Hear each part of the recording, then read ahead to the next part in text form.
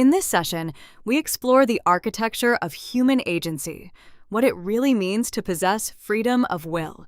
Using a visual deconstruction of A Course in Miracles, Chapter 8, Section 3, we will translate dense metaphysical ideas into clear models that can inform how we think, choose, and relate in everyday life.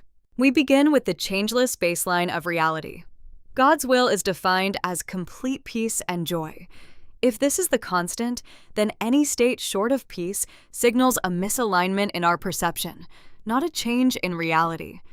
The key diagnostic question becomes, where am I refusing to acknowledge this underlying will?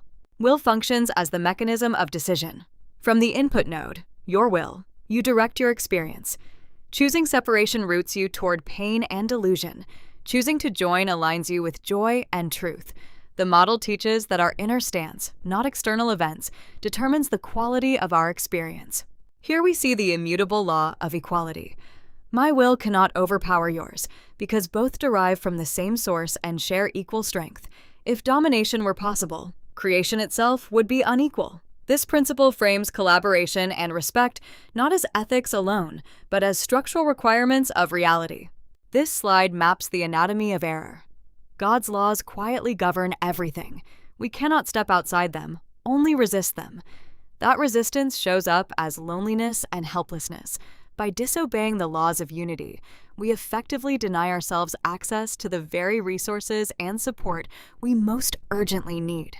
Dissociation is portrayed as excluding yourself from the Holy Trinity, from the whole. When you see yourself as outside what is all-inclusive, separation appears real. The crucial insight is that dissociation is not a solution, but a preferred deception, a mental habit that obscures truth rather than resolving conflict. The diagnostic matrix contrasts two operational states of mind. In separation, the core action is dissociation, yielding loneliness and a dreamlike, unreal condition. In union, the core action is acknowledgement and healing, producing lasting peace and joy. The mind can occupy only one column at a time, never both. Here we examine the impossibility of loss. Within an undivided reality, nothing real can be taken away. What we label as loss stems from misperception, looking away from what still exists. This reframing invites us to question where our sense of scarcity is self-generated rather than objectively imposed. This perceptual filter model shows two ways of seeing others.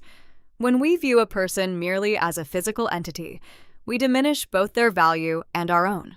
When we perceive them as part of a holy reality, their worth reflects ours. The teaching is practical. How you see another is how you will experience yourself. Perception operates as an instant feedback loop between you and your brother. If you hold a diminished view of another, you reinforce your own littleness. Granting them freedom from smallness simultaneously frees you. The system is inescapable. You cannot secure your own liberation while mentally limiting others. Healing is defined as the active overcoming of separation. Two fractured halves are not repaired by further division, but by union that restores wholeness. To heal, then, is to join, to recognize shared identity with those who are like you. This principle underpins both spiritual practice and effective teamwork. The true source of power lies not in isolated effort, but in alignment with the one of whom you are. Attempts to generate power independently lead to chronic helplessness.